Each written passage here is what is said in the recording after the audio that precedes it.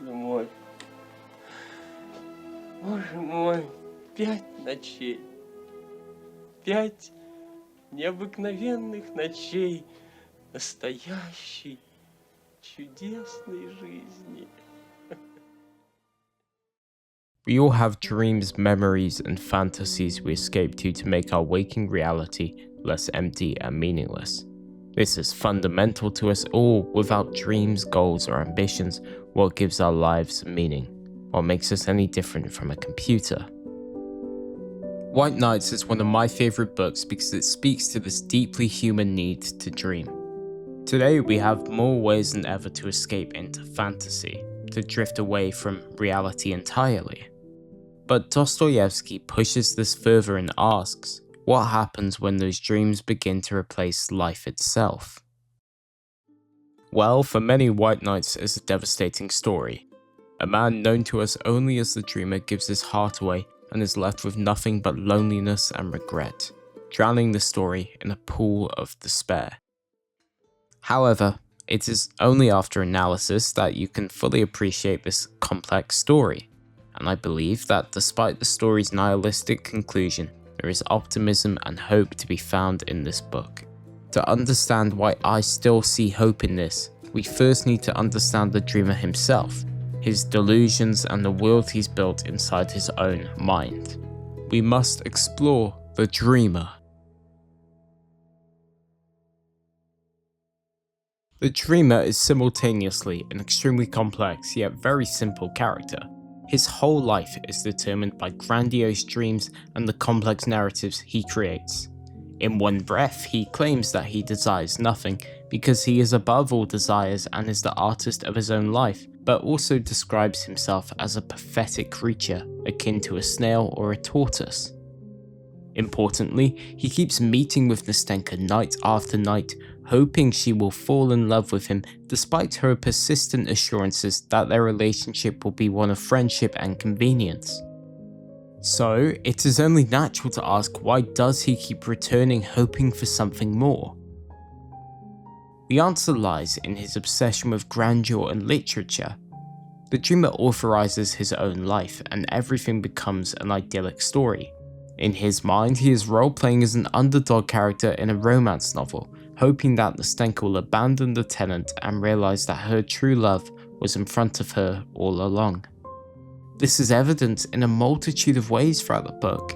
In his introduction to us, he literally says, "Dear reader," invoking that to him, his whole life is a story. Furthermore, as soon as he approaches Nastenka, he immediately thinks of literature and is conscious of himself being related to novella. As he states, "I turned around, took a step in her direction and would have certainly uttered the word madam, but not for the fact I knew this exclamation had already been uttered 1,000 times in all our Russian society novels." Nastenka, even after just spending one evening with him, informs him he speaks as though he were talking out of a book. This behavior doesn't come from nowhere. In fact, it only makes sense. Books are his only companions, and his delusions grow out of the severe isolation that defines his life. Apart from Nastenka, there are only 2 people he talks to: his maid and the buildings of Petersburg. "I know the houses too, I have my favorites among them, some are dear friends." There's one house in particular, a light pink brick cottage that he loves so much it makes his heart swell. He recollects that the very cute rosy pink cottage looked so welcomely at him, even smiled at him, and glared at her ungainly neighbours. It's not difficult to see that this is a fantasy about seduction, a woman showing him attention. However, the fantasy ends with the building pronouncing that they are painting me all in yellow. There is no doubt that Dostoevsky has done this purposefully because in Petersburg, a yellow house often signified a lunatic asylum. Even in his own fantasy, he has anxiety about women and his attraction towards them. When he encounters women, he sees reflected in their eyes every imperfection he dislikes in himself. So, if you want to understand how the dreamer goes from such a manic state toward optimism, The key lies in his interaction with one woman in particular, Nastenka. Now, although to the dreamer Nastenka is perceived as some kind of abstract alien figure, the two of them are actually very similar. Dostoevsky links them by the theme of confinement. The dreamer is confined by himself, his dreams, his fantasies, his grandiose internal monologues. They control his life. While Nastenka is literally pinned to her grandmother's side and longs for the outside world. So while they share this common theme, how they experience it couldn't be more different. For the dreamer, interacting with someone who actually wants to live, who in some way longs for what he has, completely challenges his perspective of life. This contrast forces him to confront a deeply uncomfortable truth. Perhaps the chains that bind him are not imposed by society, fate, or circumstance, but by himself. Nastenka's urge for freedom exposes his failure to live. Her presence fully envelops the dreamer in the idea that life is not just meant to be imagined. Even as they first meet, she completely subverts his expectations upon stating he had never known a woman and that he was very shy. Nastenka reassures him, ladies like timidity, and that she likes it too. In essence, the two of them meeting is profoundly impactful to the dreamer. It grounds him in the sense of reality. He even admits during the second night his world has completely changed. Now I have you, Nastenka, and I don't know what to dream about anymore. Everything has changed. Certainly, this can be seen as hopeful and optimistic. The dreamer is no longer dreaming. Towards the end of their 4 nights together, the two even eventually admit their love for each other, and the wishes of the dreamer are fulfilled. However, even as his world begins to change, it's important to recognize that much of his connection with Nastenka exists within the same patterns of fantasy that have always defined his life. With this in mind, did the dreamer actually love Nastenka? No, not in the way he believes. What he cherishes is less Nastenka herself and more the ideal she represents. The dreamer mentions Nastenka 138 times in a novel that is barely 100 pages long. It's clear that he is unhealthily obsessed considering they have known each other just for 4 nights. For him, romantic love was the ideal, and he would attach that to whomever would show him attention. Nastenka is in a similar predicament, having been rejected, and in order to save her own image and ego, she decides to fall in love. The two of them represent what happens when we place romantic love above all other forms of love, namely desperation and delusion. What I'm saying is their relationship was fundamentally formed in their insecurity and isolation. What the two experience is not romantic love. In fact, the pair never loved each other, just the idea of being saved from themselves. And in the end, it is only natural for Nastenka to leave him for the tenant, a man she has known for far longer. So, whatever optimism we might want to draw from their relationship cannot be fully appreciated because it is always tainted by this sense of desperation. As the novella reaches its conclusion, it seems to plunge further into despair as Nastenka leaves the dreamer. We're left with a protagonist seemingly abandoned by both hope and love. And yet, this is precisely where Dostoevsky's optimism emerges. It is in losing Nastenka that he loses the only semblance of connection he has, forcing him to confront his reality.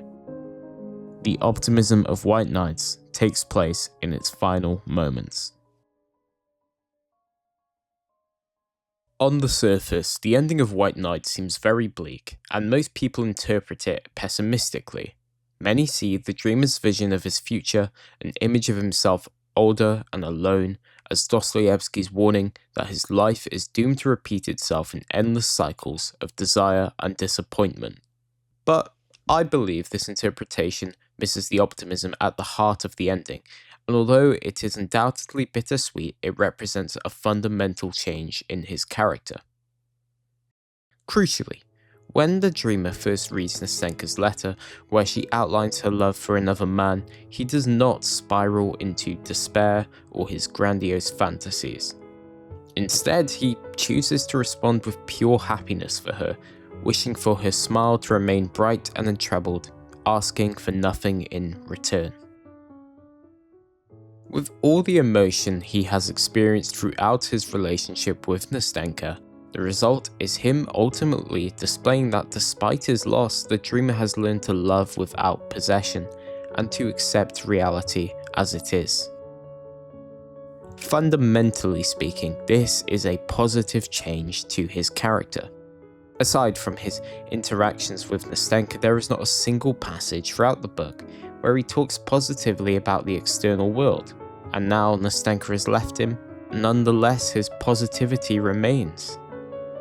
But perhaps more impactful than his external positivity involving Nastenka, which as we established is grounded in elements of desperation, is his internal transformation, the change in the way he is now dreaming.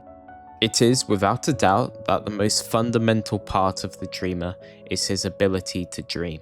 There is a good reason Dostoevsky named him as such. And in his imagination, everything is always larger than life itself. Every dream is a grand performance and every feeling magnified into idyllic eternity. But what occurs in the finale of the book is wholly unique. As they normally do, his fantasies occur, but what they reveal is not idyllic, rather it is truth. It represents a version of himself if he spends his whole life dreaming. It is the most realistic and personal dream he has ever had. For the first time, his dreaming no longer shelters him, it exposes him. The fantasy collapses and all that's left is the possibility of living honestly without his dreams. And it is my opinion that although nihilistic, it is only by seeing the emptiness of his own dreams can he finally begin to awaken from them. In my eyes, this finale cements White Nights as only being optimistic. The dreamer having loved and experienced a form of love, and having realized the emptiness of his life, will once again seek love through positivity in the real world. If you find yourself in a similar predicament to the dreamer, I think this is what Dostoevsky was trying to tell us. That love and connection are not weaknesses, but the very things that bring us back to life. Shutting the world out might feel safe, but it ultimately only traps you deep within your own patterns of thought. Misanthropy convinces us that detachment is strength, yet it leaves us chasing meaning in dreams rather than finding it in reality. Dostoevsky reminds us that healing begins the moment we choose to see the world and the people in it as something worth loving again.